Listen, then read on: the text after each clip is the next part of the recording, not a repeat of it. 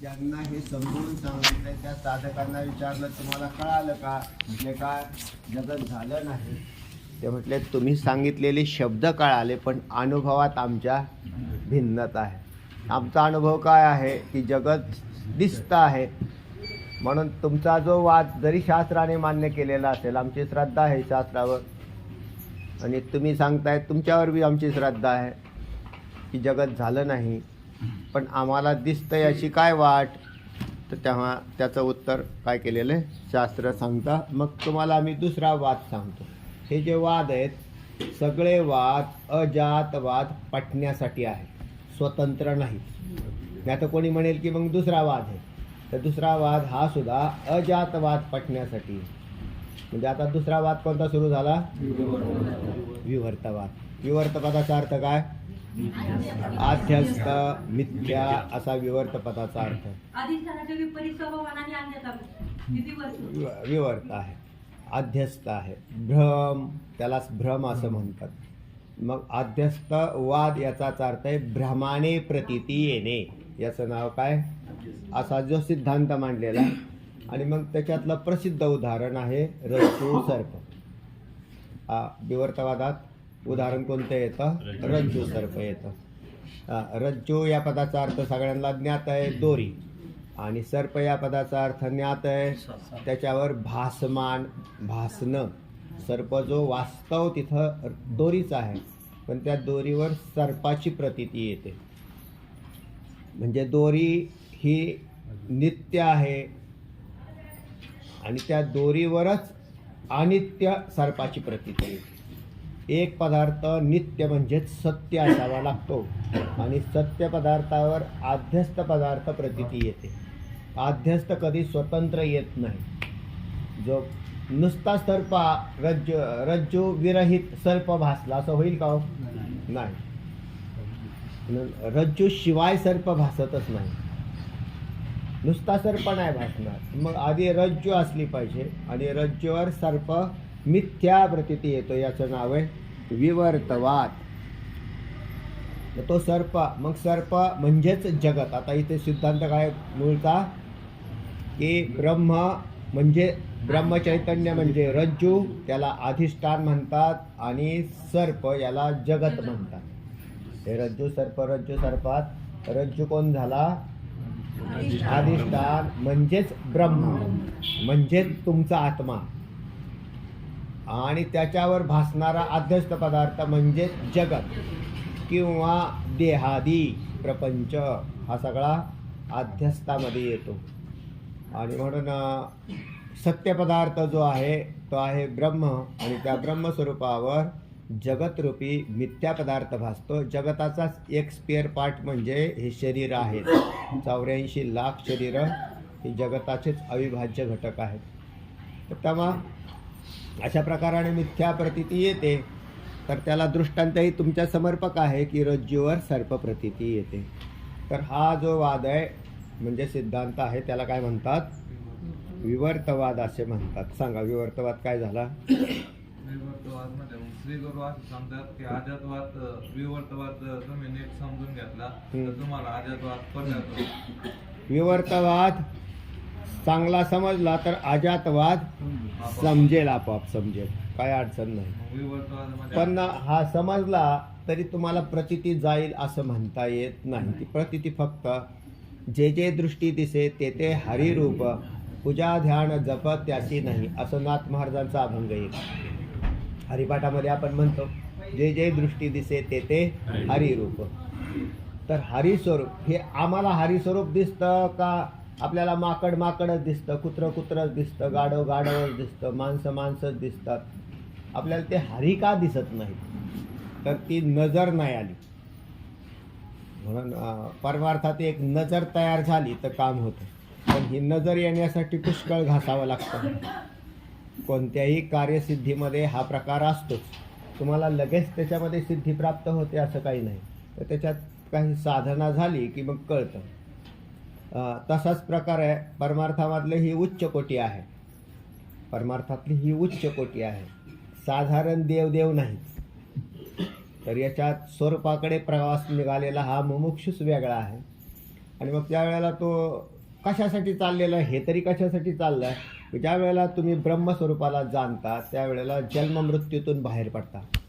जोपर्यंत त्याने स्वरूपाला जाणलेलं नाही तोपर्यंत तो जन्ममृत्यूतून बाहेर पडत नाही. म्हणजे हे नक्की आहे. म्हणून परमार्थ या पदाचा अर्थ परम अर्थाचा शोध करण्यासाठी निघालेली बुद्धी ज्या वेळेला ब्रह्माकार होते त्यावेळेला तिथे त्याला असं लक्षात येतं की जगत देहादी प्रपंच हा झालेलाच नाही असा.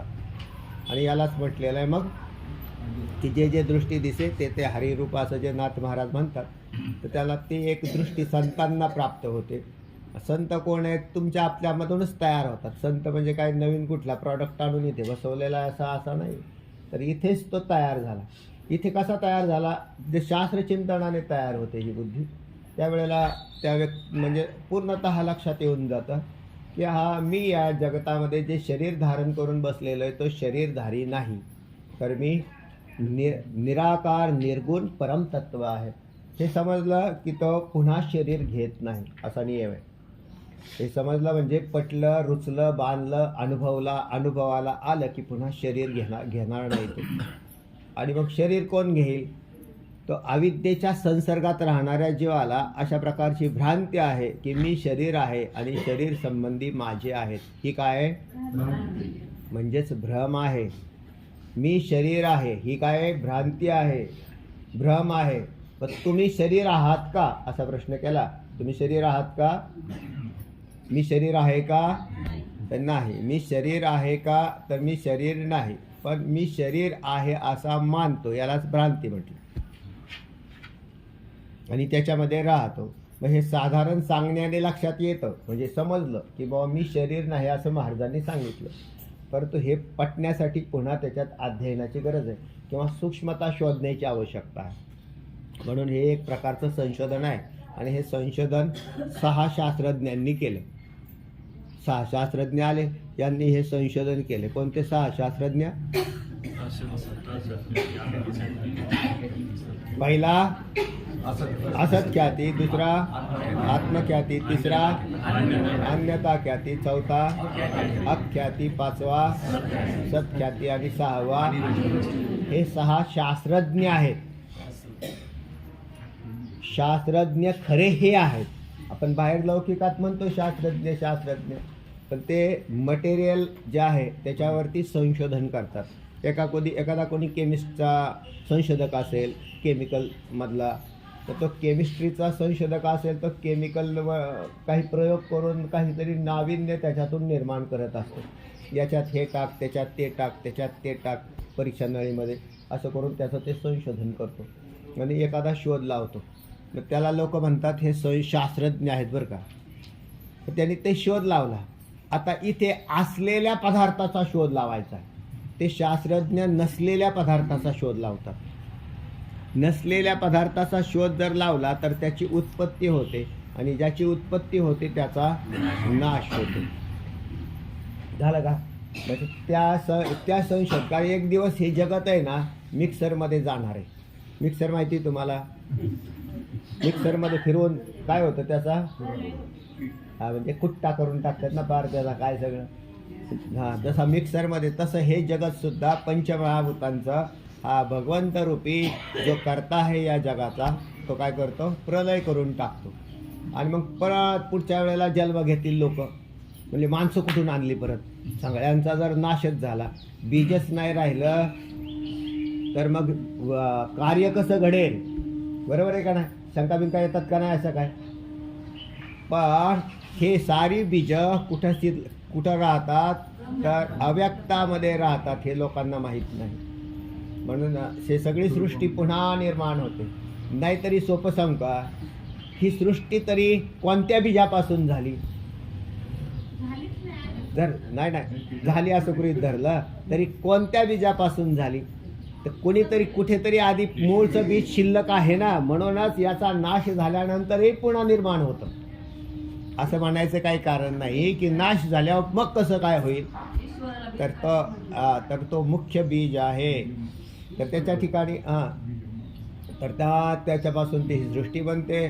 पण ही जरी बनलेली असेल तरी त्याच्यात त्याला संगती वेगवेगळ्या आहेत.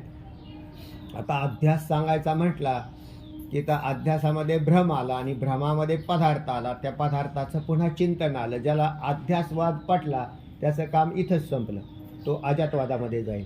पण तिथं तोही पटायला कठीण आहे, हळूहळू तुम्हाला लक्षात येईल. म्हणून आता याच्यात रज्जूवर सर्प कसा भासला याच्यासाठी 6 शास्त्रज्ञ बोलावले, म्हणजे 6 शास्त्रकार आले. हे 6ही शास्त्रकार भगवंताचे अवतार आहेत. खरं सांगू का, जगातले सगळेच भगवंताचे अवतार. 6 शास्त्रज्ञच काय, तुम्ही नाहीत का अवतार? फक्त अज्ञानातले, हे ज्ञानातले आहेत आणि आपण अज्ञानातले, आम्हाला काही कळत नाही असं म्हटलं. आणि त्या 6 जे शास्त्रज्ञ आहेत त्यांनी आत्म्याचं संशोधन केलं. कशाचं? आत्म्याचं संशोधन केलं, ब्रह्माचं संशोधन केलं. आणि संशोधन केलं ते करत असताना काय केलं त्यांनी? अविद्येचा पडदा फाडला, तेव्हा आत्मसाक्षात्कार प्राप्त झाला. आत्मा शोधला नाही तर होताच, तो पूर्वीचा सिद्धच होता आणि याचं ज्ञान त्यांना झालं. तर त्यांनी काय केलेलं आहे त्याच्यासाठी पहा, लोक जशी विहीर पाडायला गेल्यावर पाणी लागत नाही तोपर्यंत खोदतात, बरोबर आहे ना. आता पाण्याच्या पातळ्या जर खाली गेलेल्या असतील तर विहिरी खदा खोल खोल खोल खोल जातात. खाली गेले पहिले पाणी ते 2 परसावरच लागत होतं, 2 परस 3 परसावर म्हटले 3 परस, चौथा घेतला ते म्हणायचे 4 घेतले का? आता 10 परस घेतले ते म्हणले 10 परस नेले, 10 गेले, पाणी लागलं का? म्हटले नाही लागलं. असा प्रकार आहे. तसं कलियुगात लोक अधिक खोल खोल चाललेले आहेत. तर त्याला जो कोणी संशोधन करेल, बुद्धी चांगली असेल तर त्याच्यामध्ये ते आत्मसाक्षात्कार लवकर होतोच, होत नाही असा नाही. शास्त्र कशासाठी तयार झालं आहे? कोणी म्हणेल हे फार कठीण आहे, कठीण वगैरे काही नाही. ब्रह्मसाक्षात्कार फार कठीण आहे असा नाही, पण त्याला कठीण करून ठेवलेला आहे. कोणी केला तर आपणच केलेला आहे, कारण आपण तिथे त्या पद्धतीने चिंतन करत नाही.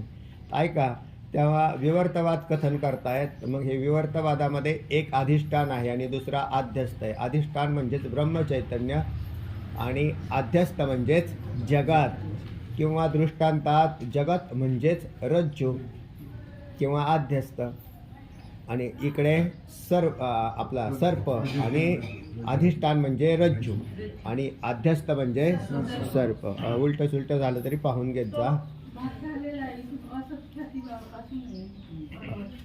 हा, तर यावा सांगतायत ना अजून. आता अनुवाद तर करू द्या.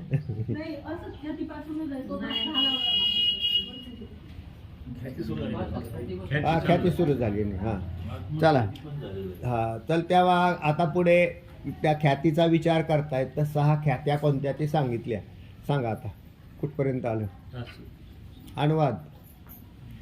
सर्वता दृष्टांतामध्ये त्यांनी शिष्य म्हणतो मला विस्तार सांगा, म्हणजे मग मला आता हे जे 6 जे आहेत ते 6 शास्त्रकार जे आहेत, मला तुम्हाला आत्ताच सांगितलं की या 6 शास्त्रकारांनी त्यांच्या आलेल्या प्रतीतीला अनुसरून मतं मांडलेली आहेत. ती चुकीची जरी असली तरी कोणीतरी एक जणाने आधी मांडावंच लागतं ना हो. ते चुकीचं आहे, हे चुकीचं आहे असं जरी म्हटलं तरी समजा प्रथम येणारे कोण आहे तर असत ख्याती, तर असत ख्यातीवादी ह्यांनी प्रथम याचं संशोधन केलं. मग प्रथम संशोधनात तेवढी संशोधकता नसते जेवढा हा नंतर येणारा संशोधन करतो, कारण त्याला आधार कोणाचा असतो?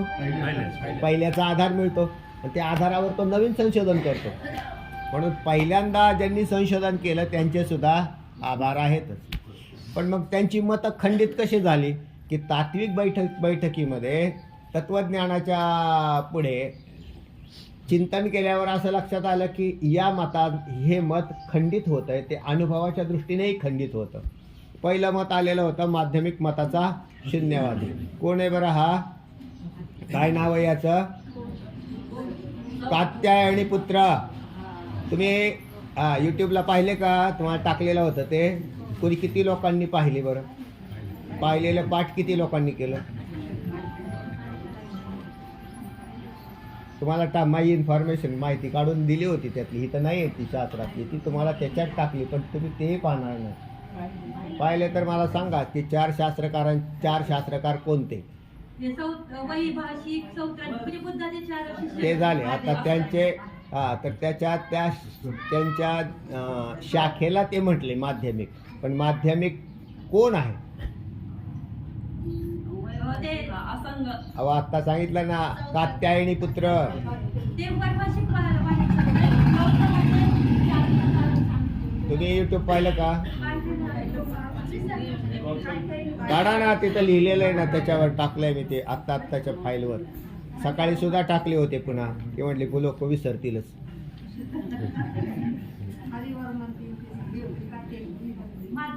हा, हे पहा,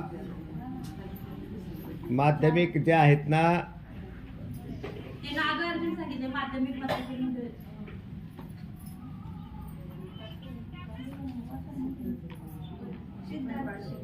कात्यायनी पुत्र वैभाषिक म्हणजे कात्यायनी पुत्र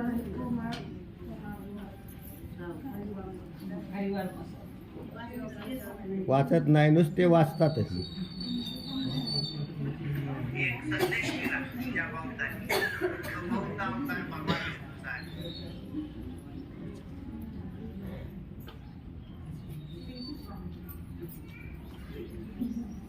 त्याच्यात नाही दिसत. काय दिसतंय का? पण ते मोठं व्हायचं नाही. गौतमाची 4 नाव. एक पहा, वैभाषिक याच्यामध्ये असा आहे, कात्यायनी पुत्र हा जो आहे ना वैभाषिक, यांचं संशोधन उलट आहे. माध्यमिक हा शेवटचा आहे. त्याच्यातला हा इथे आलेला आहे. पहिला जो आहे तो वैभाषिक, तो कात्यायनी पुत्र आहे. दुसरा आहे तो सौत्रांतिक, त्याच्यात कुमारलात आहे ना, कुमारलात आणि हरिवर्मा, तर हे वैभाषिक आहेत. आणि त्याच्यानंतर योगाचार मतामध्ये जे आहेत ते आसंग आणि काय नाव आहे त्याचं, वसुबंधू. हां, आणि चौथे माध्यमिक ते कोण आहेत? नागार्जुन. तर हे नागार्जुन नाव आहे त्यांचं, त्यांनी ते शोधन केलेलं आहे. म्हणून माध्यमिक मत कोणाचं आहे? नागार्जुन. हे आलं का लक्षात? हां, अजून कशात टाकलं होतं मी?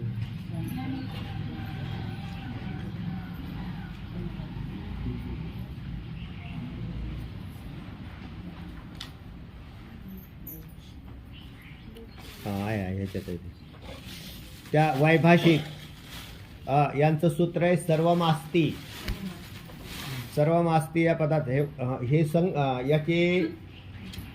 याची सुरुवात वैभाषिक पासून आहे. पहिले वैभाषिक आपण जे म्हणतो ना, माध्यमिक, योगाचार, सौत्रांतिक, वैभाषिक, असं नाही. तर पहिले वैभाषिक, त्यांचं सूत्रवाक्य आहे सर्वम अस्ति. लिहून घ्यायची काय गरज नाही, तुमच्याकडे युट्यूबला टाकलेलं आहे. आपल्या ह्याच्यात सुद्धा टाकलेलं आहे, ज्ञानेश्वर माऊली सत्संग कवी ह्याच्यामध्ये ग्रुपमध्ये, तिथेही तुम्ही पाहिले नसेल.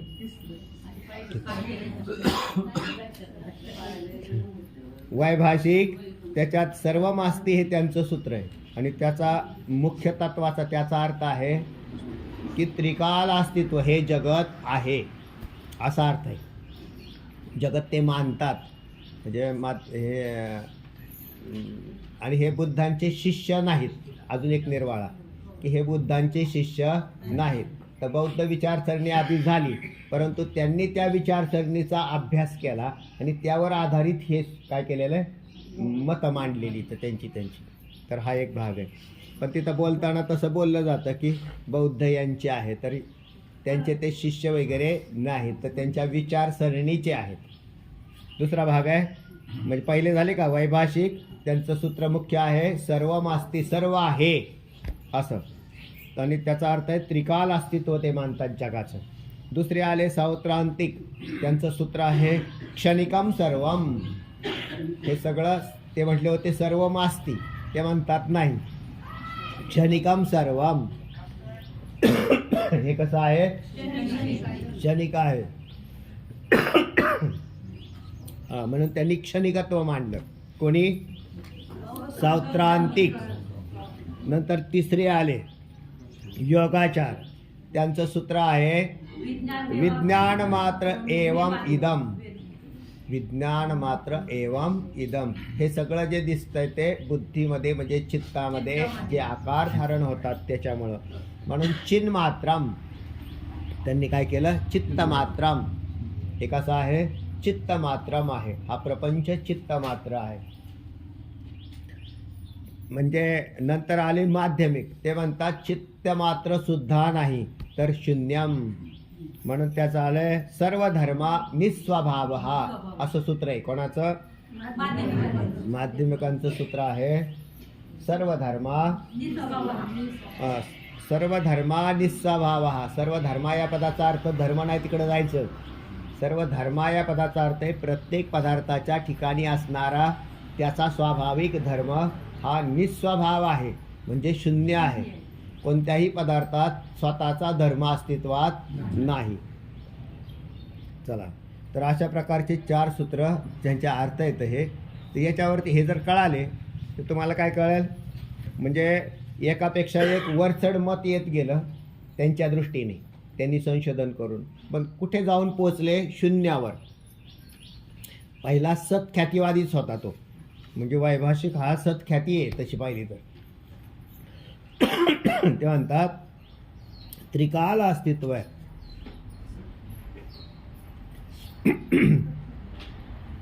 तेव्हा त्रिकाल अस्तित्व मानणारा, नंतर क्षणिकत्व मानणारा, नंतर चित्त मात्र मानणारा आणि शून्य मानणारा, अशा प्रकारे त्या प्रपंचाचा यांनी शून्यात निराश केला.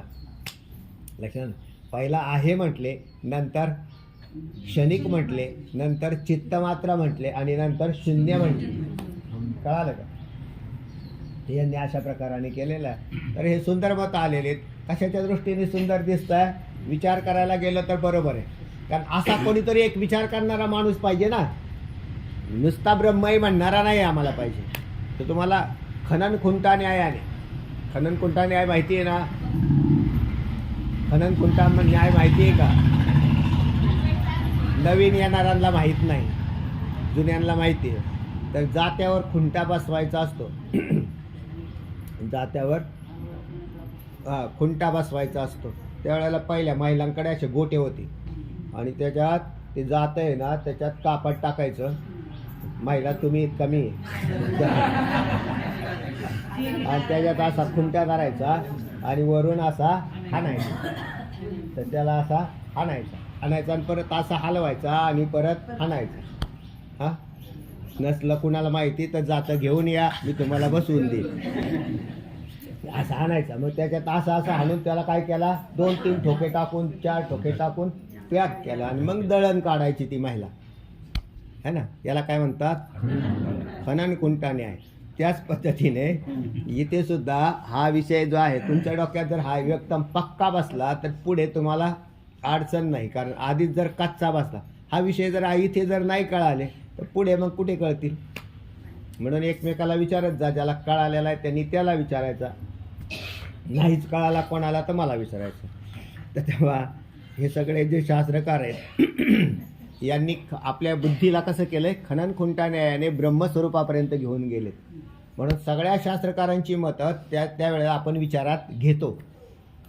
ती मतं मान्य आहेत किंवा त्या मताने आत्मस्वरूपाची प्राप्ती होईल असं नाही.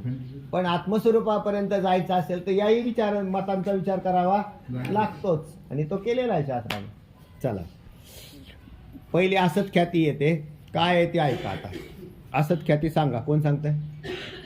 झालेलं आहे ना? झालेली सांगा, सुरू येत आहे. असत ख्यातीचा झाला ना चॅप्टर, सांगा.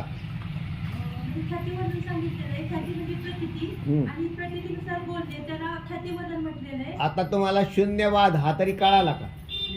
शून्य म्हणजे नसणे, काहीच नसणे असं आहे. या मताचं खंडन पुढे केलेलंच आहे, तो काय प्रश्नच नाही. यांनी पुढच्या येणाऱ्या ख्यातीवाल्यांनी यांच्या मताचं खंडन केलं. पुढचा येणारा ख्यातीवाद कोणता? आत्मख्यातीवाला. तो आत्मख्यातीवाला आपाप यांच्या मताचं खंडन करतो. पण त्या माध्यमिक मताच्या शून्यवादीचं काय आहे ते ऐका.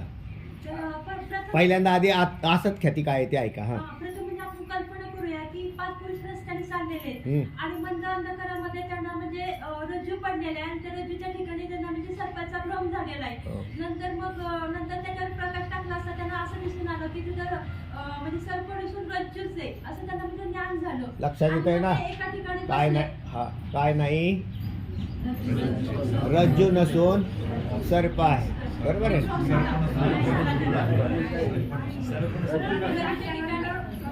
पहिल्यांदा भ्रम झाला, नंतर मग ज्ञान झाले. तर पहिल्यांदा मंद अंधकार असल्यामुळे तसा वास्तविक तिथे रज्जूच आहे. काय आहे? रज्जूच आहे. परंतु मंद अंधकारात नेत्रदृष्टीना तो पूर्ण प्रकाशाचं सहकार्य नसल्यामुळे त्या ठिकाणी त्या रज्जूवरती सर्पाची भ्रांती झाली. असं मग तो त्या ठिकाणी सर्प आहे हे पहिलं ज्ञान आहे. सर्प आहे. आणि नंतर कोणी शहाणा पुरुष तिथून आला किंवा दुसरा जो होता तो आला, तो म्हटलं अरे आपण पाहू तरी काय, कारण आपल्याला नक्की कळू नाही राहिलं. मग तसं म्हटलं, मग त्यांनी ते जोपर्यंत अंधारात होते तोपर्यंत त्यांना साप वेगवेगळ्या रंगाचा दिसत होता, हालताना दिसत होता, पळताना चालताना दिसत होता, अशी चपळता दिसत होती, डोकं वर करताना दिसत होता अंधारात. कारण या साऱ्या कल्पनांचा खेळ आहे. हां. आणि मग ज्या वेळेला प्रकाश टाकला त्यावेळेला म्हणले अरे काहीच नाही, इथे तर दोरी आहे सरळ सरळ, कासरा, दोरी, नाडा, सोंदूर, माहिती सौंदर्य हे सगळे त्या दोरीचेच प्रकार आहेत.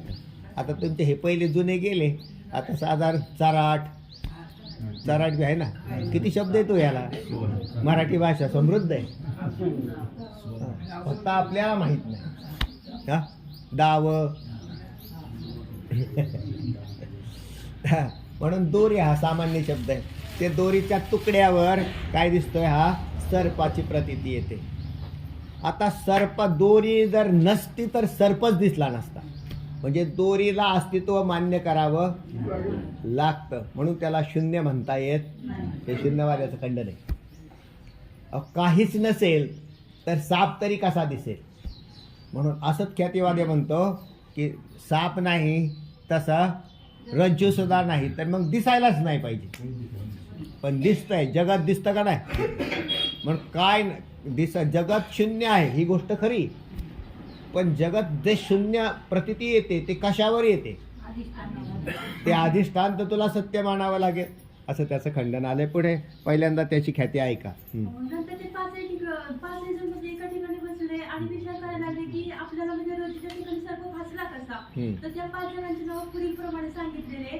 पहिल्यांदा सांगितलेलं आहे असत ख्याती, दुसरं सांगितलेलं आहे आत्मख्याती, तिसरं सांगितलेलं आहे अन्यथा ख्याती, चौथा सांगितलेला आहे अख्याती, 5वा सांगितलेला आहे सत्ख्याती आणि ती 6वी ह्यांची अन्यवचन ख्याती आहे. ती अद्वैती मताचं म्हणजे शंकराचार्यांची. न बघता पाठ करणारे किती येतो? ज्यांनी पाठ केलेले खाली न पाहता सांगणारे किती लोक आहेत? कोणी हातवर करावर, त्यांना बिस्किटचा पुडा फ्री.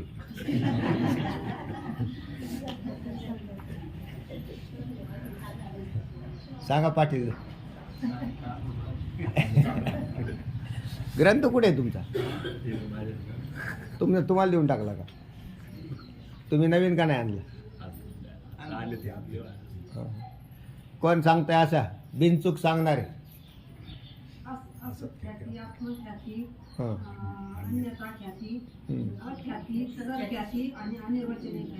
पहिली ख्याती असत ख्याती कोणाची सांगा ना? शून्य. दुसरी ख्याती योगाचार मताचा, खाली नाही पाहायचं. तिसरी अन्यथा ख्याती कोणाची? न्यायवैशेषिक. अख्याती कोणाची? सत्ख्याती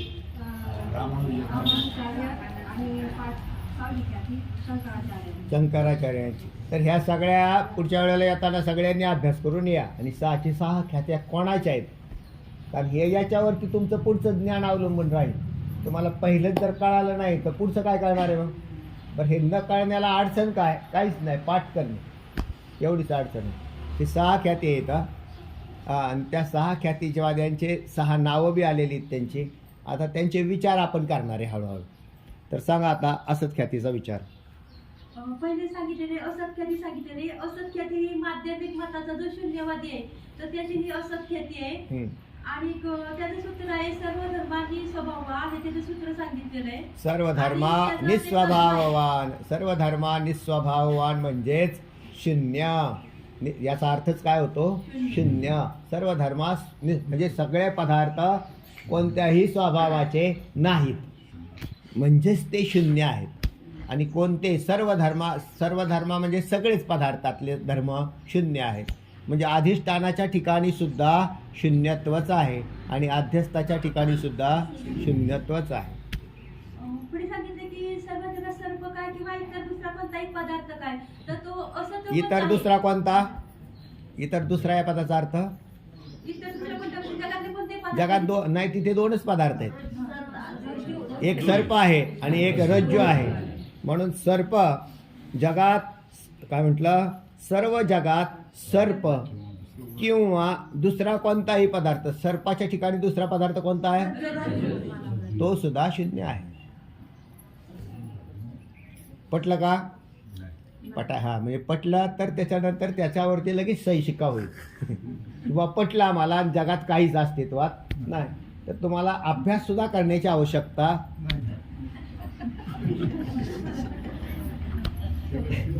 कशाला? म्हणजे मोक्ष साधन, मोक्षण, हे जीवदशान, शरीरन, हे पटतच नाही ना. म्हणून जगात शून्य आहे हे म्हणणं पटत नाही. जगात शून्य आहे हे म्हणणं पटलं, पण जगात शून्य आहे. जगात काय आहे? ब्रह्मतत्व आहे. जगा माझी दिसे ब्रह्म. त्या मुक्ताईला जाऊन विचारा, त्याने ब्रह्मतत्व आहे ना. आणि ते ब्रह्मतत्वाचा शोध केला म्हणजे ब्रह्मतत्व हे अधिष्ठान आहे. त्याचं ज्ञान झालं की जीव हा पुन्हा जन्म घेत नाही, तर तो त्याच्या स्वरूपाच्या घरामध्ये जातो. आणि सध्या आध्यस्थाच्या घरामध्ये आहे. सध्या आपण कुठल्या घरात राहतोय? आध्यस्थाच्या. आणि ज्या वेळेला आत्मज्ञान होईल तेव्हा ब्रह्मस्वरूपाच्या. म्हणजे तुमचा नाश होत नाही हे सिद्ध झालं. नाही जर आपला नाश होत असता तर मोक्ष साधनं करायचीच कशाला? चला. जगात सर्व पदार्थ हे वंद्यापत्राप्रमाणे जर असत असतील तर शिल्लक जे परमतत्व राहतात तर ते शून्यच आहे असं त्यांचं मत आहे. बरोबर. मग जसं आपल्याला ते शून्य परमतत्व ते शून्य भासतं, त्याप्रमाणे रज्जूच्या ठिकाणी म्हणजे आपल्याला असं सर्पाची प्रतीती होते असं त्यांचं मत आहे. तर सर्प अत्यंत असत असून त्याची प्रतीती होते. तर अत्यंत असत आता म्हणजे त्या याने खंडन करताना आता असं म्हटलं नाही का? पुढचं खंडन सांगा आता यावर. तर आता खंडन करताना आत्मख्यातीवादी म्हणतो की सर्प जसा अत्यंत असत आहे तसं वंद्यापुत्रही असतच आहे. मग त्याची प्रतीती झाली पाहिजे आपल्याला, पण प्रतीती तर होत नाही. आता त्यांनी असत शब्द वापरलेला होता, त्याच्यावर ही कोटी तयार झाली. म्हणजे ते म्हणतात परमतत्व काय आहे? शून्य आहे. बरोबर आहे. परमतत्व शून्य झालं आणि त्याच्यावर भासणारं जगतसुद्धा शून्य झालं. म्हणजे दोन्ही असत झाले. म्हणजे दोन्ही असत झाले. म्हणून रज्जूवरचा सर्प असत झाला. तर अत्यंत असत असणाऱ्या सर्पाची प्रतीती होते. या मुद्द्यावर त्याचं खंडन झालं. दोघं लावा बरं. आता कोणत्या मुद्द्यावर खंडन झालं? अत्यंत. तो जर सर्प असत आहे हे त्याचं म्हणणंच चुकलंय. मग सर्प असत आहे असेल तर अत्यंत असत. असताचं उदाहरण कोणतं दिलेलं आहे शास्त्रात? वंद्यापुत्र. तर वंद्यापुत्र हा अस्तित्वात आहे का? नाही. सर्प अस्तित्वात आहे. म्हणून अत्यंत असत असणाऱ्या सर्पाची जर प्रतीती होत असेल तर अत्यंत असत असणाऱ्या वंध्यापुत्राची प्रतीती झाली पाहिजे आणि होत तर नाही. झालं का खंडन? आता शास्त्रात याचं खंडन वेगळ्या पद्धतीने आले आणखीन बरं का. माध्यमिक मताचं शून्यवादाचं खंडन असं आहे. शून्य सिद्धांत बोधू तो कवने सत्ता होय सिद्धू नुसताचे अपवादू वस्तुसी गा, असं माऊली ज्ञानोबरायांनी खंडन केलेलं. शून्य सिद्धांत बोधू अमृतानुभवमध्ये शून्य सिद्धांत हा जर बोधू म्हणजे शून्य सिद्धांत मांडणारे त्याने हा कवने सत्ता होय सिद्धू, तो कोणाच्या सत्तेने सिद्ध होतो तो आम्हाला सांगा. कारण एक सत्ता तर म्हणावी लागेल. त्या सत्तेलाच आम्ही देव असं म्हणतो, त्या सत्तेलाच ब्रह्म म्हणतो, त्या सत्तेला आत्मा म्हणतो. म्हणून पहा कवणे सत्ता होय सिद्धू. जर काहीच नसतं तर सिद्ध करायचं, सिद्धच झालं कसं असतं? काहीच नाही तर सिद्ध होईलच कसं काय? पण काहीतरी आहे, त्या पदार्थाचं ज्ञान नाही पण काहीतरी आहे. मग काय आहे? तर परमतत्व आहे. आणि मग ते कसं आहे याचं संशोधन ज्यांनी केलं तर त्या संतांना आहे ना, आत्मज्ञानी चोखडी संत ही माझी रुपडी असं म्हटलं माऊलींनी. तसं त्यांनी संशोधन केलं आणि त्या महान तत्ववेत्या पुरुषांना त्या परमतत्वाचा शोध लागला. ते परमतत्व या जगात अस्तित्वात आहे नव्हे, त्याच्यावरच जगत टिकलेलं आहे. आणि शिल्लक काय आहे तर परमतत्वच आहे. चला, तेव्हा याच्या मताचं खंडन कसं झालं? माऊलींच्या मतानुसार, माऊलींच्या मतानुसार स्वभावता खंडितो, एके हाती दंतू जो स्वभावता खंडितो, बौद्ध मत संकेतो वार्तिकांचा, असं माऊलींनी पहिल्या सुरुवातीलाच ज्ञानेश्वरीत ओवी वापरली. गणेशाचं वर्णन केलं ना, त्या गणेशाच्या हातात एक दात आहे, पण तो दात कसा आहे? अहो तुटलेला. याचा तुटलेला दात आहे. मग त्या गणेशाने दात कशाला मिरवावा तुटलेला?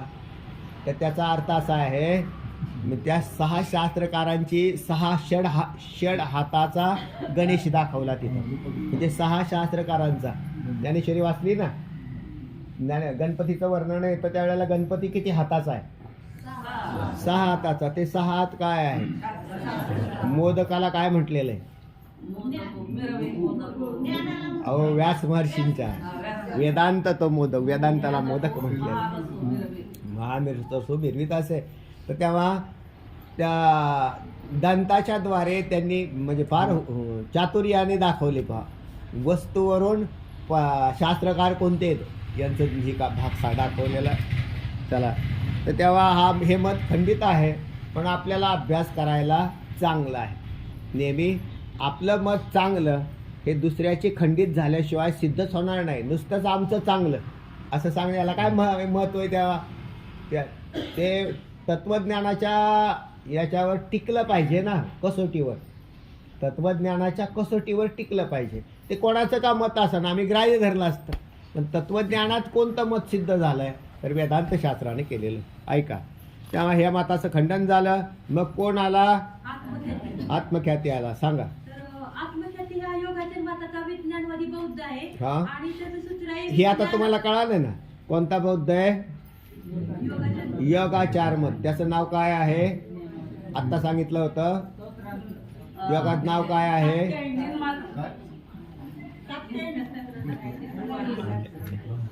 काय सोनवणे ताई लिहून ठेवलंय ना आत्ता? काय लिहिलं? हा, नाव काय आहे त्या व्यक्तीचं? नाव काय?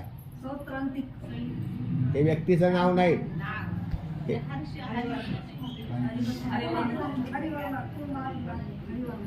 कुमार लाथ आणि हरिवर्मा यांचं मत आहे हे. चला नीट पाच जा काय काय लिहिले.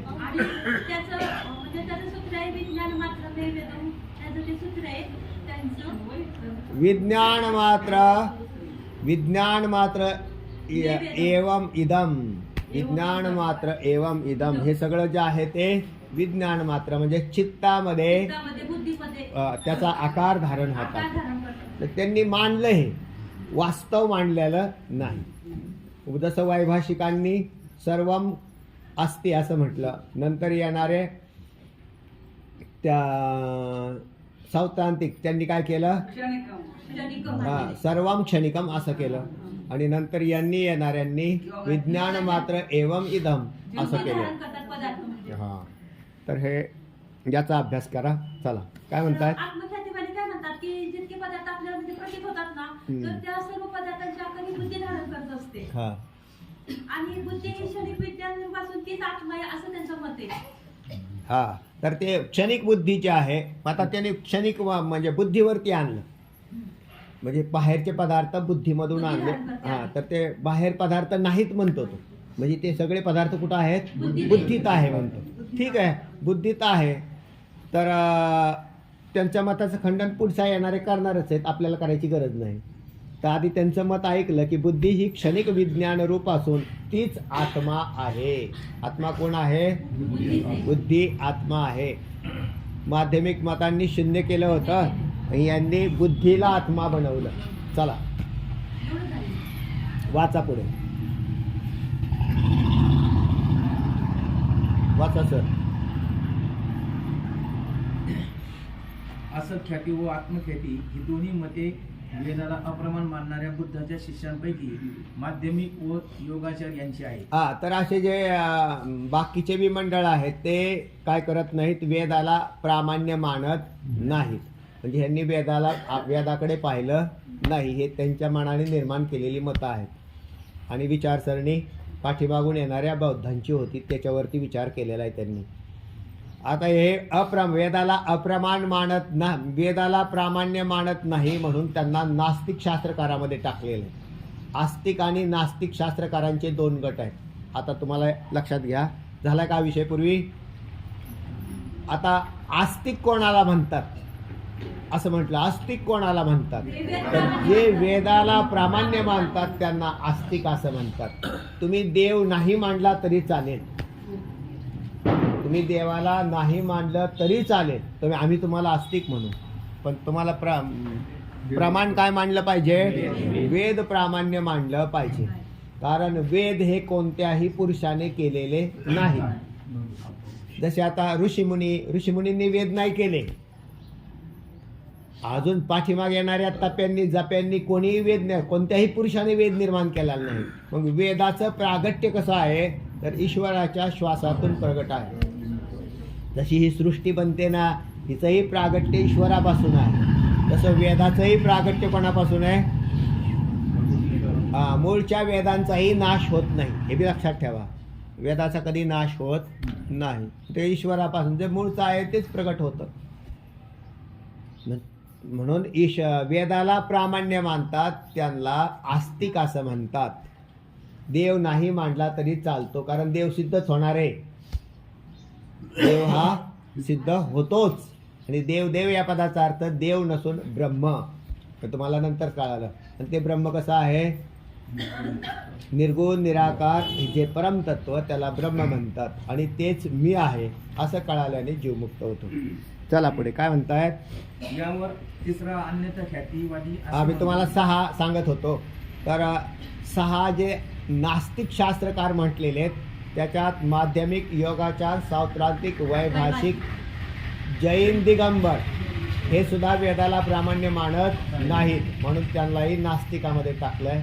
जैन, दिगंबर आणि चार्वाक, चार्वाकवादी असं जे म्हटले, विरोचन मताचे चार्वाकवादी.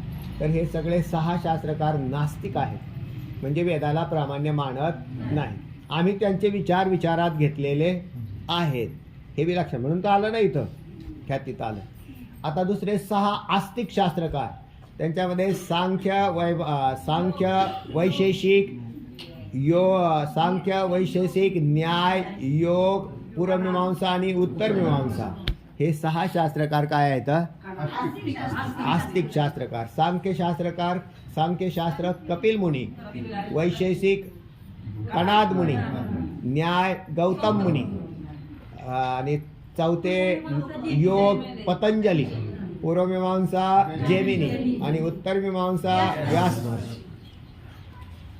अशा प्रकाराने बिनचूक पाठ झालं पाहिजे आणि डोक्यात कायमचं राहिलं पाहिजे. ते तुम्हाला लक्ष, म्हणजे कुठे चिंतनाला बसल्यावर तुम्हाला ग्रंथ नाही उघडायचे, डोक्यात सगळं तयार. बरं हेच पाहिजे ना, दुसरं काय तयार असून उपयोगाचं आहे? सगळा प्रपंच डोक्यात भरल्यावर हे राहायचं नाही. तर प्रपंच जे आहे ते काही कामाचा नाही. काय डोक्यात कितीही भरला काय कामाचा? गौतमस्य पतंजले, जैमिनिस, तर या 15दशीमध्ये चुकला आलाय का? कशात आला? त्याच्यातला नाही. तर हे 6 शास्त्रकार आहेत, ते आस्तिक आहेत, म्हणजे वेदाला प्रामाण्य मानतात. चला आता यावर तिसरा अन्यथा ख्यातीवादी असे म्हणतो की क्षणिक विज्ञान रूप बुद्धी सर्पाचा आकार धरते असे मानावे, तर क्षणभर सर्पाची प्रतीती व्हावी. पण ती तर बहुत बहुत काळ होते. सर्पाची प्रतीती कितीवर होते? बहुत काळ होते. बहुत काळ सर्प प्रतीतीला येतो. आणि बुद्धी कशी आहे? क्षणिक आहे. हे सूत्र जुळत नाही कुठंतरी. तशी न व्हावी. बरोबर. शिवाय क्षणिक विज्ञान रूप बुद्धी आत्मा मानला तर क्षणिक विज्ञान रूप बुद्धी हाच आत्मा मानला तर तो जो मी बाल्यावस्थेत वडिलांच्या मांडीवर खेळत होतो तोच मी आता नातवांना खेळवित आहे. हा, अशी जी प्रत्यभिज्ञा होते ती होऊ नये. ऐका आता. जो मी वडिलांच्या मांडीवर खेळत होतो, बरोबर आहे. लहानपण आठवतं. म्हणजे वडील बाहेरून आले की आपल्याला उचलून घेत होते, मांडीवर खेळत होते किंवा उचलून घेत होते. हे मला स्मरणात आहे का नाही आपल्याला? आता आपल्याला स्मरणात आहे. मग ते आले की ते उचलून घेतलं, आपल्याला घेत होते. आता तुम्ही तुमच्या मुलांना काय करताय? बाहेरून आले की तो आडवा आला की त्याला उचलून घेतलं. याचं ज्ञान होतं. जो मी म्हणजे माझ्या वडिलाच्या मांडीवर खेळत होतो तोच मी आता माझ्या नातवांना खेळवित आहे. आणि बुद्धी कशी आहे? आणि नातवं कधी झाली? नंतर. आणि तुम्ही कधी होते? पूर्वी. जर क्षणिक बुद्धी होती तर ती क्षणिक बुद्धी तर त्याच वेळेला नाश पावली. आत्ता कशी काय आहे? बुद्धी क्षणिक आहे ना म्हटले, मग आत्ता कसं काय आहे? तर याच्यावर मताचं काय झालं? खंडन झालं. लक्षात आलं ना? मग आत्ता त्याचं, कारण जे होऊन गेलं ते त्याच वेळेला होऊन गेलं. त्याला परत दुसरं काय आठवूच नाही आमच्या बाईसारखं. पण ते म्हटले काय माहिती, त्याला जेवण केलं का? ते म्हणते काय माहिती. म्हणजे काय झालं? विस्मरण होतंय. बरोबर ना? आत्मा बी असाच म्हणून घ्या ना. असं होईल का? नाही. चला. पण काय होतं, बुद्धी आपल्या कधी बी आपण लहानपणाचा आठवतो, म्हणजे तो प्रसंग येतो, म्हणजे तो बुद्धीच आहे ना आपल्या. आहे ना. याच्यावरच खंडन झालं ना. मग नंतर ते काय म्हणतात? आत्मा कसा आहे? बुद्धिरूप. क्षणिक बुद्धिरूप आत्मा आहे. तर क्षणिक बुद्धिरूप आत्मा आहे तर क्षणामध्ये उत्पन्न झाला आणि तो नाश पावला. तसं नाही म्हणून बुद्धीत आपल्या त्यांचं मत पाहिजे आपल्याला. त्यांच्या मतात असं आहे की क्षणिकम त्याच्यात आत्मा कसा आहे? तो क्षणिक आहे. चित्तामध्ये चिन्मात्र आहे. आणि ते ज्या वेळेला उत्पन्न होते त्याच वेळेला असते, नसते त्या वेळेला नाही. तर मग मागच्या स्मृती का होतात? इथं प्रत्यभिज्ञा असा शब्द आलेला आहे. तर किंवा ती गोष्ट येऊन गेलेली असते म्हणून येते. याचाच अर्थ बुद्धी क्षणिक नाही. हेच केलंय. बुद्धी क्षणिक. ते काय म्हणतात? बुद्धी लक्षात आलं? बरोबर तुम्ही म्हणता ते. म्हणजे बुद्धी क्षणिक नाही तर ते क्षणिक नाही. तर तिच्यामध्ये मग त्याचे दोन प्रकार होतात ज्ञानाचे. तर प्रत्यभिज्ञा आणि अभिज्ञा. प्रत्यक्षाचे दोन प्रकार लिहून ठेवा. पुढे बी येणारे आत्ता बी लिहून ठेवा. प्रत्यक्ष ज्ञानाचे दोन प्रकार आहेत. हा जो मोबाईल आहे, हा मोबाईलचं मला ज्ञान होतं, पण मी हा मोबाईल यांचा आत्ताच पाहिलेला आहे. याला अभिज्ञा म्हणतात. याच्यापूर्वी मी हा मोबाईल पाहिलेला नव्हता. याला काय म्हणतात? अभिज्ञा प्रत्यक्ष. म्हणजे याचा प्रत्यक्ष मला पूर्वी कधीच. असं आपण बाजारपेठेत गेलो आणि एखादी काही वस्तू पाहतो, ते म्हणते का हो नवीन आली? हो म्हटले आत्ताच नवीन, आत्ता कंपनीतून आल्यावर आमच्याच दुकानात आली. हो का? हे पहा. त्यावेळेला तुम्ही त्या वस्तूला जे प्रथम पाहता त्याला काय म्हणतात? अभिज्ञा प्रत्यक्ष. जे नवीन पाहता त्याला म्हणतात अभिज्ञा प्रत्यक्ष. आणि नंतर पुष्कळ वेळा आता आपलाच मोबाईल आपण पाहतो, ते म्हणते कुठे गेला कोणाच तो काय सापडानाच भाऊ आता. ते म्हणले बघा. हो म्हणले सापडला. अहो सापडला तरी तो पहिलाच होता ना. त्याची प्रत्यभिज्ञा प्रत्यक्षता झाली. त्याला म्हणतात प्रत्यभिज्ञा. आता मी माझ्या वडिलाच्या मांडीवर खेळत होतो, ही काय आहे? जर अनुभव घेतलेल्याची प्रत्यभिज्ञा असते आणि याचा अनुभव नूतन येतो त्याची अभिज्ञा असते. कळालं? अभिज्ञा म्हणजे नवीन अनुभव येणं, पदार्थाचा नवीन ज्ञान होणं, ते झाली अभिज्ञा. आणि पूर्वीचाच अनुभवाची स्मृती, त्याला काय म्हणतात? जसं आता स्मृती होते ना आम्हाला, याचाच अर्थ आत्मा हा बुद्धी असू शकत नाही. चला, किंवा त्याचा क्षणिक आत्मा हा बुद्धी होत नाही. बुद्धीला मांडलं तर आमचं काय म्हणणं नाही नसतं, आम्ही दुसऱ्या पद्धतीने त्याचं खंडन केलं असतं. पण क्षणिक बुद्धी ही आत्मा होत नाही. चला पुढे. तोच मी आता कळालं का? कळतंय का? तर थोडं डोकं लावावं लागेल, कारण याच्यामध्ये इतक्या स्थूल मानाने नाही ही गोष्ट सांगितल्यासारखं. तर तुम्हाला डोकं लावून त्याच्यात पाहावं लागेल की बरोबर आहे. हा, तुम्हाला कळत नसेल, एकदा दोनदा तीनदा चारदा वाचन करा. नाही कळाले शेजारच्यांना विचारा, आणि तरी नाही कळलं तरी मला विचारा, काय अडचण नाही. परत सांगू आपण, पण पुढं जायचं नाही. कारण न कळता जर पुढे गेला तर तुम्ही परत पाठाला येणार नाही. कारण तसं कळालंच नाही तेवढं बा, कळालंच नाही म्हणलं का. बरं कळालं नाही तर हे शास्त्र कोणासाठी तयार झालं आहे? मानवासाठीच आहे. आणि मानव बुद्धिमान आहे असं धरलेलं आहे.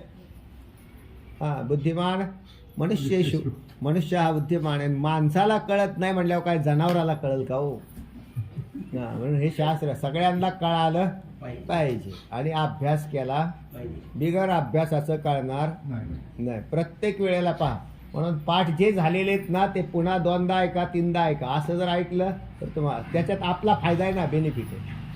तर तुम्ही ऐकल्यानंतर तर निशंकपणे ते कळाल, आणि कळालं ना तर पाठच होऊन जाईल. हां, मी हे खाली न पाहता जे सांगत राहतो ना, याचं कारण ते बुद्धीत तितकं काय झालं, घर्षण झालेलं आहे ते. हां, तसं घर्षण तयार झालं की कळून जाईल. आणि ज्या वेळेला म्हणजे ग्रंथ वाचल्यावर मोक्ष होतो असं नाही, बुद्धीचा निश्चय झाल्यावर मोक्ष होतो. आणि बुद्धीचा निश्चय हा तुमच्या या सगळ्याचं पीठ होऊन गेलेलं असतं ना, बुद्धीत धारण केलेलं, त्याच्यावर आधारित आहे. म्हणजे त्या निशंक कसा होतो, कारण तुम्हाला कोणत्या शंका येतील. आमचे विकास सर आहेत ते शंका करत राहतात, पण त्यांच्या शंका का जाईनात? त्याचं कारण आहे ते सलग वाचन नाही, क्रमशः अध्ययनाला नाही. तुम्हाला नाही माहिती ते, आमच्या एका ग्रुपवर आहेत ते. चला, कारण त्याच्यामुळे ते त्यांना ती शंका येतच राहते, शंका येतच राहते. मग शंका सांगितलं तरी ती शंका पुन्हा येते. तर ती एकच शंका परत नाही आली पाहिजे. शंका येणं हे चांगलं आहे, पण एकच शंका परत आल्यावर मग समजून घ्यायचं की हे कुठेतरी अध्ययनात कमी पडतात. चला सांगा.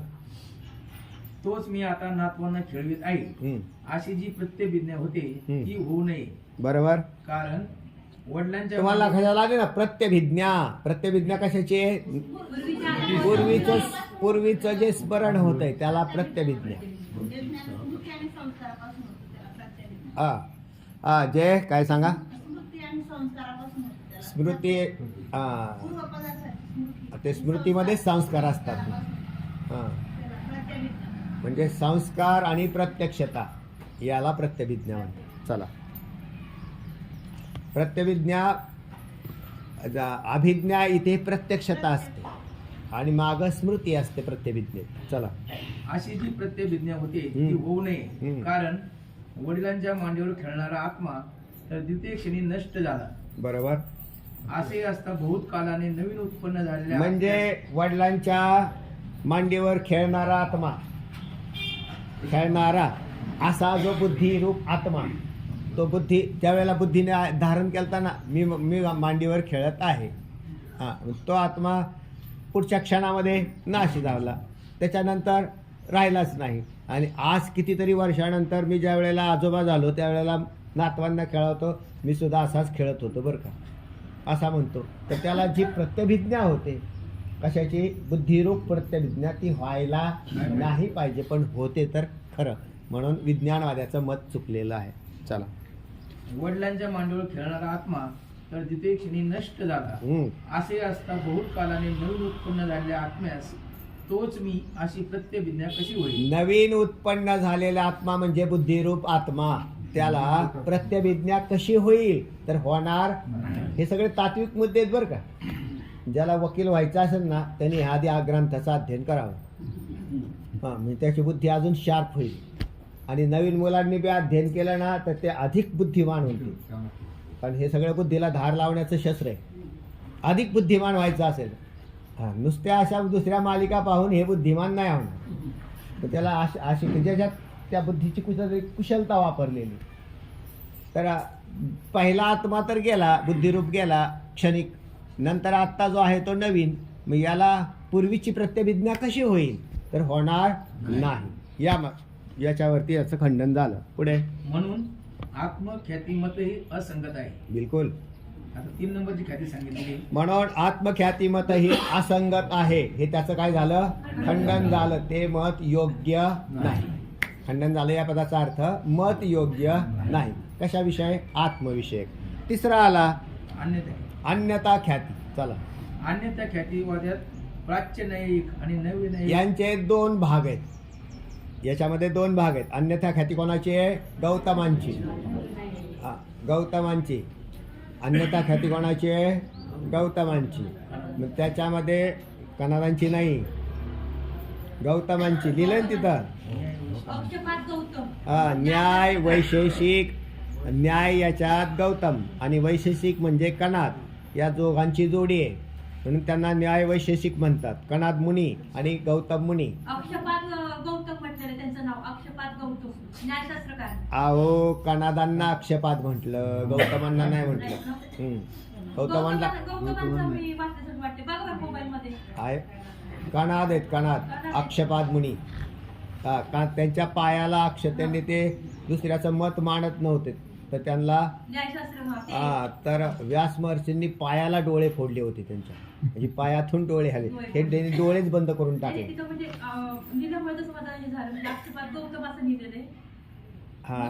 कनाद मुनी हे लक्षात ठेवा. चला, कनाद मुनींना अक्षपात म्हणतात. आणि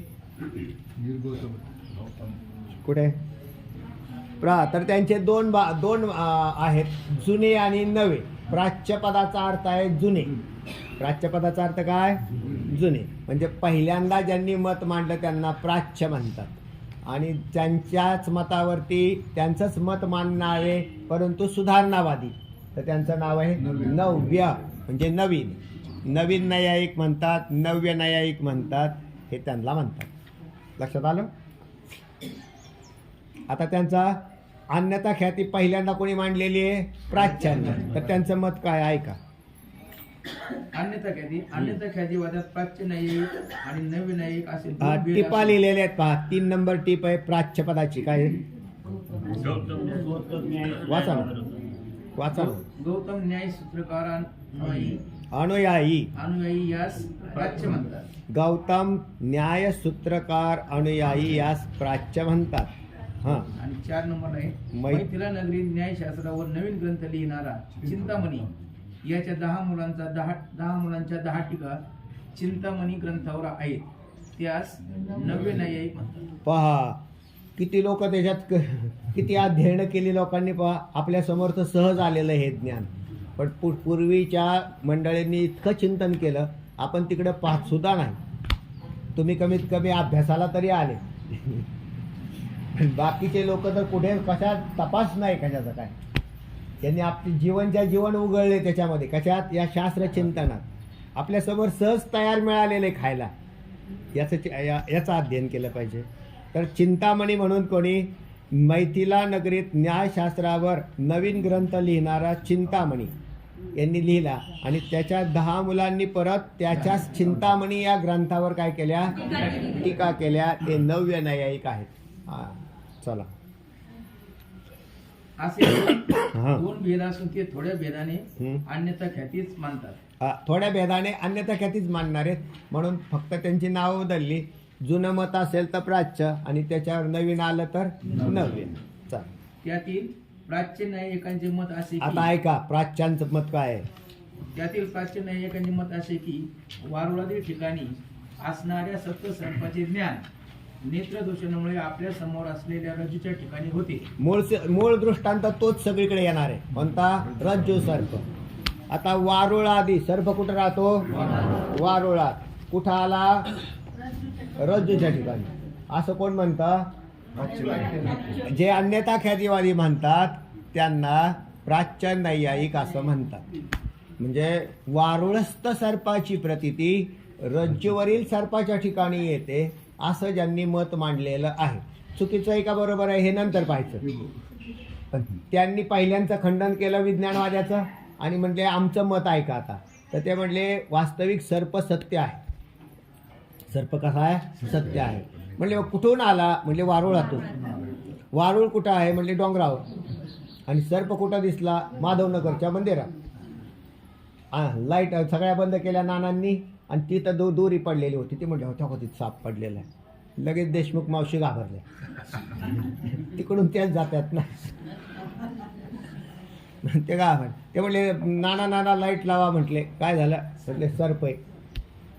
तर त्यांनी नानांनी लाईट लावल्यावरती त्यांना नंतर सर्प नाही तिथे असं भासलं, परत जी दिसली.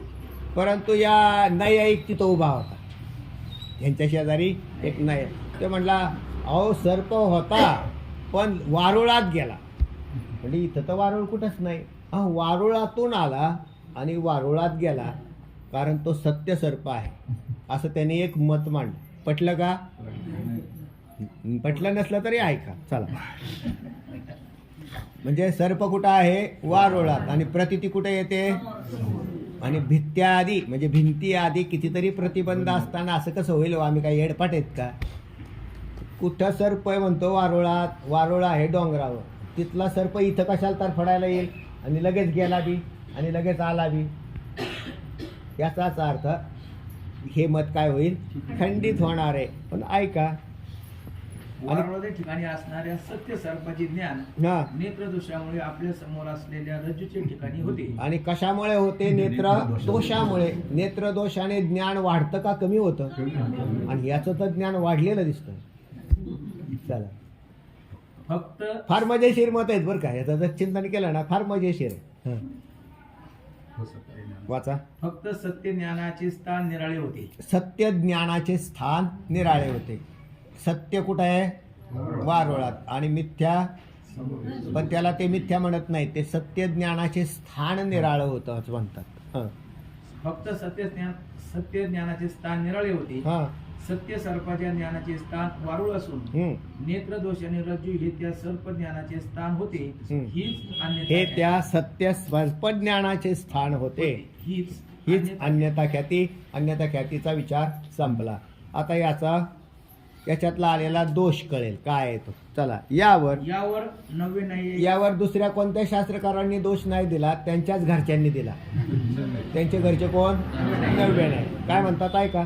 यावर नवे नायक असा दोष देतात की अन्य ठिकाणी असणाऱ्या वस्तूचे नेत्रदोषाने अन्य ठिकाणी ज्ञान होणे अशी अन्यथा ख्याती मानणे अयुक्त आहे. अयुक्त आहे म्हणजे खंडन दिलं. बरोबर आहे. हे अयुक्त आहे, युक्तीला धरून नाही. म्हणूनच तुम्ही हसले ना. वारुळाचा साप हिथं कशाला तर फडायला येईल, हे काय युक्तीला धरून आहे का हो? नाही. म्हणून त्यालाच अयुक्त असं म्हणतात. अयुक्त पदाचा अर्थ काय? युक्तीने सुसंगत नसणं म्हणजे अयुक्त असणं झालं. पण हे कळलं सुद्धा आम्हाला की वारुळाचा साप इकडे कसं काय येईल? हे युक्तीत बसतं का? ना. तिथं असता आणि हिथं असता, हिथल्या हिथं असता तर गेला असं म्हटलं असतं. म्हणजे तिथंच वारुळ आहे आणि तिथंच बाजूला रज्जू आहे. तर हे युक्तीला धरून आहे. युक्तीला धरून आहे ना. पण रज्जूवरचा सर्प तुम्हाला जिथे दिसतो तिथे वारुळ असतं का? नसतं. चला पुढे. फक्त नेत्रदोषाने वारुळस्थ सर्पाचे ज्ञान सन्मुख रज्जूच्या ठिकाणी होते असे म्हणावे तर वारुळस्थ बाकीच्या वृक्षादी पदार्थाचे ज्ञान का होऊ नये असा एक प्रकारचा युक्तिवाद केलेला आहे. की तिथं वारुळाच्या बरोबर बाकीचे पदार्थ होते, झाडं वगैरे काय, ते का नाही दिसले त्या रज्जूच्या जाग्यावर, रज्जूवरती? तेही दिसायला पाहिजे होते, पण ते काही दिसले नाही. नुसता सर्पच कसा दिसला? म्हणून हे मत अयुक्त आहे, असुसंगत आहे. वास्तविक दोषाने नेत्रांचे सामर्थ्य कमी व्हावे. दोषरहित नेत्रास पडद्याचे पलीकडील वस्तू दिसत नाही का दिसते हो? म्हणून तर लोक डोळे काढतात, डोळ्याचे पडदे काढतात. डोळ्याला पडदा आलाय. डोळ्याला पडदा कशाला काढतात? तुमची तर दृष्टी वाढेल. ह्यांच्या मतानुसार विचार करायला गेल्या म्हटले पडदा काढायची गरज नाही, कारण पडदा आल्यावर माणसाच्या नेत्रामध्ये जास्त सामर्थ्य तयार होईल आणि लांबचं दिसेल उलट. तुम्ही काय म्हटले? अयुक्त बोलता हो. म्हणून पडदा काढल्यावर हो म्हणजे आत्ता दिसायला लागू. बरोबर आहे ना? तसाच प्रकार इथे झालेला आहे. वास्तविक दोषाने नेत्राचे सामर्थ्य कमी व्हावे. दोषाने नेत्राचे सामर्थ्य कमी व्हावे. आपला अनुभव काय?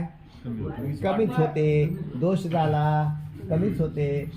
दोष आल्यावर सामर्थ्य वाढत नाही आणि याने वाढवलेलं आहे हे अयुक्त आहे. चला, दोषरहित नेत्रांस पडद्याचे पलीकडील वस्तू दिसत नाही. मग इत्यादी प्रतिबंध असताही वारुस्थ सर्पाचे ज्ञान कसे होईल? कसे होईल? तर होणार. याचे काय झालं?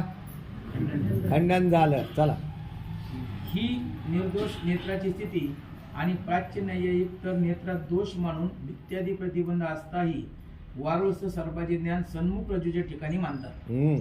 पण दोषाने सामर्थ्य वाढते असा अनुभव नाही. आम्हाला सुद्धा अनुभव नाही, म्हणून प्राच्य मत असंगत आहे. याचं खंडन झालं. खंडन झालं म्हणजे बाद झालं ते मत.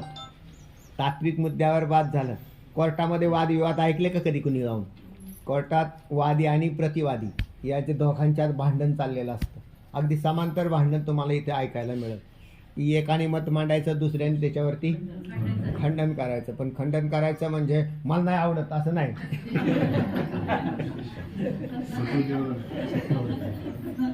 तर त्याचं तात्विक त्याच्यावर टिप्पण्या द्यावं लागतं. त्याचं तात्विक द्यावं लागतं. आणि त्यात आणि ते असंही नाही, ते सगळे विद्वान बसलेले. आता तुम्ही सुद्धा विद्वान होणार सगळे. तर इथे विद्वान बसलेले आहेत आणि त्या विद्वानाच्या बैठकीत असं नाही सांगता येत की हे आवडत नाही, चालत नाही, पटत. तुम्हाला पटवून द्या किंवा हे कशामुळं कसं पटत नाही हा म्हणजे आम्हाला मान्य आहे. म्हणून विद्वानांच्या सभेमध्ये हा विषय येतो. तो विषय या ठिकाणी आलेला आहे. चला, आता त्यांनी त्यांचं मत खंडन केल्यावरती ते म्हणले मग आम्हाला तुम्ही सांगा. त्यांचं मत ऐका. कोणाचं? नव्यांचं. नव्य न्यायिकांचे असे मत आहे की नेत्रदोषाने ज्ञेय जी रज्जू तिचे सर्वरूपाने ज्ञान होते. आणण्याचे म्हणजे रज्जूचे अन्य प्रकाराने म्हणजे सर्वरूपाने ज्ञान होणे अशा प्रकारची अन्यथा ख्याती मानणे योग्य आहे. आता त्यांनी त्यांचं मत मांडलं. युक्त आहे असं नाही, पण मांडणारे तरी येत आहेत का नाही? आपल्या दृष्टीने फायदा हा आहे की तुम्ही त्याच्यात कन्व्हर्ट होत चालले. आता पुढे तुम्हाला खऱ्या आत्म्यापर्यंत पोहोचायचं असेल तर यांचं सहकार्य घेतल्याशिवाय जाऊच शकत नाही. कोणी एखादा नुसताच म्हणेल सच्चिदानंद ब्रह्मात्मा आहे, सच्चिदानंद, असं नाही चालत ते. म्हणून असं केल्यावर काय होईल, तसं केल्यावर काय होईल. आपण जसे एखादी वस्तू बी घ्यायची झाली ना राहणार, तरी शेतामध्ये तुम्हाला पाईप टाकायचे. ते 4 ठिकाणी तुम्ही चौकशी करता का नाही? याच्याकडे बघून पहा, त्या कंपनीचा पहा, तो ब्रँड बघा, त्याचा टिकाऊपणा किती ते पहा, या चांगला आहे का पहा, कोणाचा अनुभव आहे का, कोणी टाकला आहे का पहा. किती पाहतो माणसं. आणि आत्माचा शोध लावायला म्हणून टाका असं होतं का? असं, कारण इथे तर मोठी वस्तू घ्यायची आहे आपल्याला. तर चला, नव्य नायकांनी जे मत मांडलेलं आहे की मग आता त्यांनी आणण्याची अन्य ठिकाणी, असं कोणाचं मत होतं? प्राच्यांचं होतं. आणण्याची म्हणजे वारुळस्थ सर्पाची रज्जूच्या ठिकाणी जी प्रतीती येते असं मत प्राच्यांनी मांडलं. यांनी तेवढं आणण्याची अन्य ठिकाणी होतं, त्याच्यात बदल केला आणि आणण्याची अन्य रूपाने पहा थोडा बदल आहे तो. आणण्याची अन्य रूपाने आहे काय म्हणतायत? आणण्याची अन्य रूपाने म्हणजे आणण्याचे म्हणजे रज्जूचे, अन्य रूपाने म्हणजे सर्परूपाने. आहे रज्जू आणि ज्ञान होतं सर्पाचं. म्हणजे वेदांताचंच मत आलं. हे तर दिसतंय का नाही? पहा तुम्ही आता जवळजवळ आलं तेव्हा. म्हणजे त्या म्हणतात अन्याचं अन्य रूपाने. अन्य कोण आहे? रज्जू. आणि त्याचं सर्परूपाने प्रतीती येते. याला नव्य न्यायिकांची अन्यथा ख्याती असं म्हणतात. स्पष्टीकरण ऐका. यावर अख्यातीवादी चिंतामणीचे मत. अरे यांनी एवढंच लिहिलंय बाई. तर यांनी एवढंच लिहिलेलं आहे. म्हणजे त्यांच्या मताचा विचार थोडक्यात दिला तरी तुम्हाला समजेल असं सांगतो. अन्याचे म्हणजे रज्जूचे बरोबर आहे काय तिथं? रज्जू. आणि दिसतो कोण? सर्प. म्हणून नव्य नायक म्हणतात वास्तविक तिथे रज्जूच आहे, पण त्या ठिकाणी सर्प प्रतीती येते. म्हणून वास्तविक कोण आहे? रज्जूच आहे, सर्प नाही. तर अशा प्रकारांची मत त्यांनी मांडलं. याला शास्त्रात ज्ञानाध्यास असं म्हटलेलं आहे. याचा अजून खोली येणार आहे पुढे. म्हणजे पहिल्या प्राच्यांनी अर्थाध्यास मांडला आणि नंतर येणाऱ्या नव्य न्यायिकांनी ज्ञानाध्यास मांडला. वस्तूचं ज्ञान आणि वस्तू असे दोन प्रकार असतात. पहिल्यांनी काय केलं? अर्थाध्यास मांडला. अर्थाध्यास अर्थ नाम पदार्थ. तो पदार्थाचा अध्यास मांडला. वारुळस्थ सर्प उचलला आणि रज्जूवरील सर्पाच्या ठिकाणी नेऊन ठेवला. याला म्हणतात अर्थाध्यास. आता आहेंनी ते म्हटले आहे रज्जू, म्हणजे रज्जूच्या ठिकाणी साप आहे. बरोबर आहे? म्हणजे नवी साप आणलेला नाही आहे, पण तो रज्जूच्या ठिकाणी आहे आणि तो रज्जूच्या नंतर प्रतीतीला आला, तो सर्परूपाने प्रतीतीला आला. म्हणजे मूळचा साप आहे म्हणतात, म्हणजेच सत्ख्याती त्याच्यात आली परत बरं का. म्हणून हे सुद्धा नव्य न्यायिक जगत सत्य मानतात, सर्प सत्य मानतात. रज्जूच्या ठिकाणी तो साप आहे आणि असा, आणि तोच सर्परूपाने आला असं वेदांती मानत नाहीत. नाही तर दोन्ही मतं सारखी दिसतील तुम्हाला. तर याचं चिंतन अजून पुढे येणार आहे. पण यांनी काय मांडलेलं आहे? ज्ञान. इथं फक्त लिहून ठेवा की नव्य नैयायिक ज्ञानाध्यास मानतात, त्याच्याशिवाय तुम्हाला कळणार नाही. आणि प्राच्य नैयायिक अर्थाध्यास मानतात. आणि अर्थाध्यास आणि ज्ञानाध्यास हा विषय घ्याला का तुमचा? मागं झालेला आहे आत्ता अर्थाध्यास आणि ज्ञानाध्यास सुद्धा. आणि नसेल झाला तर आणखीन पुढे होईलच. म्हणजे पदार्थाचं ज्ञान होतं ना, त्यावेळेला पदार्थ आणि पदार्थाचं ज्ञान हे दोन्हीही अध्यस्त आहे असं शास्त्र म्हणतं. चला, यावर आता याचं खंडन करायचं आहे. कोण खंडन करेल? यावर चिंतामणीच्या मतास असा दोष देतात की अख्यातीवादी आले, प्रभाकर, सांख्य आणि प्रभाकरांचे आले ना चौथे. तर सांख्य प्रभाकर मत आलं. सांख्य कोण? कपिल मुनी. त्यांनी मत मांडलेले. कपिल मुनींची फार मोठी ख्याती आहे. कोणाचा पुत्र आहे कपिल मुनी? कोणाचे पुत्र? देवहूती. भागवतात कथा येते ना. पण मत खंडित आहे त्यांचं बी, हे बी लक्षात ठेवा.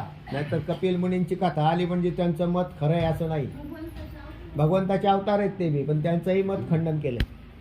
चला, यावर अख्यातवादी चिंतामणीचे मतास असा दोष देतात की रज्जू ज्ञेय मानून या त्याचे अन्य रूपाने म्हणजे सर्प रूपाचे ज्ञान मानणे हे अनुभव विरुद्ध आहे. रज्जू ज्ञेय मानून त्याचे अन्य रूपाने म्हणजे सर्परूपाने ज्ञान मानणे हे अनुभवाच्या विरुद्ध आहे. रज्जू रज्जूच आहे का रज्जू सर्प आहे? सर्प सर्पच आहे का सर्प रज्जू आहे? व्यावहारिक पदार्थ जे आहे हा मोबाईलच आहे का ग्रंथ आहे? मोबाईलच आहे. याला काय म्हणावं लागेल? मोबाईल. याला काय म्हणावं लागेल? ग्रंथ. तुम्ही कशाला बी काय बी म्हटल्यावर कसं जमेल? म्हणजे ज्ञान रज्जूचं आहे ना, आणि म्हणजे वास्तवता रज्जूची आणि म्हणायचं सर्प, हे म्हणणं अनुभवाच्या. कोणी गेला आणि त्या नाव शेंगदाणे म्हटले दुकानात, त्याने बिचाऱ्याने शेंगदाणे किती पाहिजे म्हटले द्या 1 लिटर. 1 लिटर शेंगदाणे कशी द्यावात बा ह्यांना? म्हणजे तुम्हाला कळत नाही का? शेंगदाणे या पदाचा अर्थ माझ्याकडून तेल असा आहे. आता आम्हाला कसं कळेल तुमचं हो? आणि असं व्यवहारात सुद्धा कधी होत नाही. शेंगदाणे मागितल्यावर तेल कोणी देत नाही. कधी आता देत असेल तर धन्य आहे. तर अशा प्रकाराने म्हणून जसं न्याय असेल तसं ज्ञान असतं. मोहरीचं ज्ञान पर्वतासारखं होतं का? नाही होत. पर्वताचं ज्ञान मोहरीसारखं होत नाही. याच्यावर खंडन झालं. ऐका, पुढच्या वेळेला आणखीन विषय घेऊ. आता वेळ संपली. वाचा तेवढं. जसे ज्ञेय असेल तसे ज्ञान होते असा नियम आहे. डोंगर ज्ञेय असेल तर ज्ञान मोहरीचे होणार नाही. चिंतामणी तर ज्ञेय रज्जू मानून ज्ञान सर्पाची मानतो हा. म्हणून ही अन्यथा ख्याती मान्य योग्य नाही. योग्य नाही. अशा प्रकाराने 3 ख्यात्यांचं आपण चिंतन केलेलं आहे आणि तिन्ही ख्यात्या परत पुढच्या वेळेला येताना चांगल्या पाहून येत चला, म्हणजे अध्ययन पक्क होईल. पुंडलिक वरदा विठ्ठल श्री ज्ञानदेव तुकाराम पंढरीनाथ भगवान माऊली ज्ञानेश्वर महाराज की जय. जगद्गुरु तुकाराम.